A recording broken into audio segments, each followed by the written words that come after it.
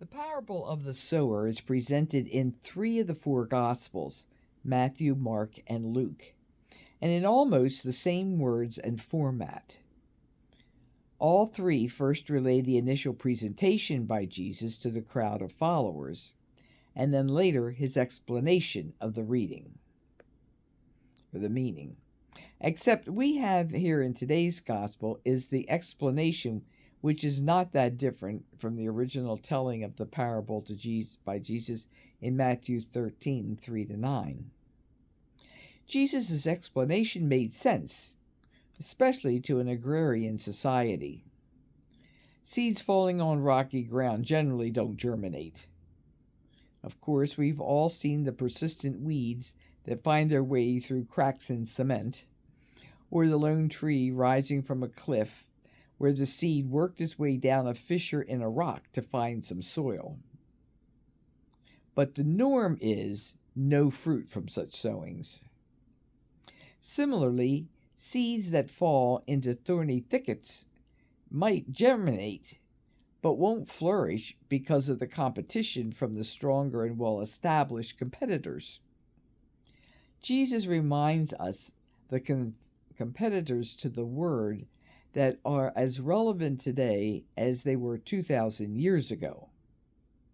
Concerns of this world that drown out the calling to a higher purpose.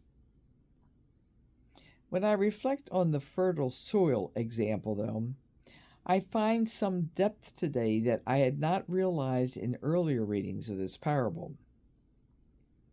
What is rich soil? How did the soil come to be rich? Who prepared and cultivated the soil? Why is there such disparity in the yield of seeds sown in rich soil? Anyone who's had a yard or has gardened, even in the containers on apartment balconies, know that soil can be improved or it can be depleted. While some soil found by original settlers might have been very rich and loamy, other soil might have been sandy or contained heavy clay, or in some other way was less than rich. And yet, through proper husbandry, even unnourished soils can be improved. But it takes effort.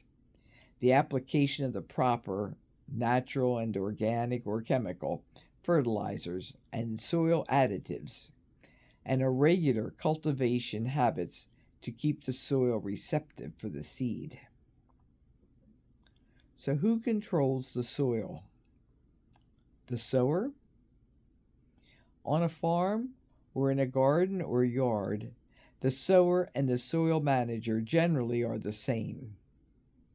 But Jesus separates the sower from the soil manager in this lesson and speak to us individually in his explanation. The one who hears is the person who receives the seed. He or she is the soil. Jesus is clearly assigning responsibility to the soil manager, hearer, and not the sower.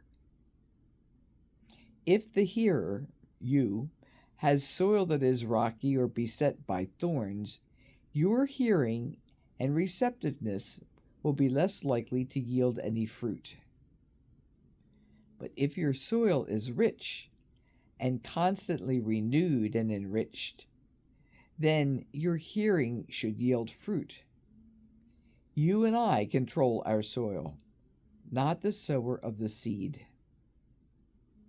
And clearly, the yield variance of 100 or 60 or 30-fold depends on the richness of the soil and the care we take in preparing and maintaining our soil. Adding the fertilizer of stronger faith, reflections, prayer, and other spiritual practices enriches the soil.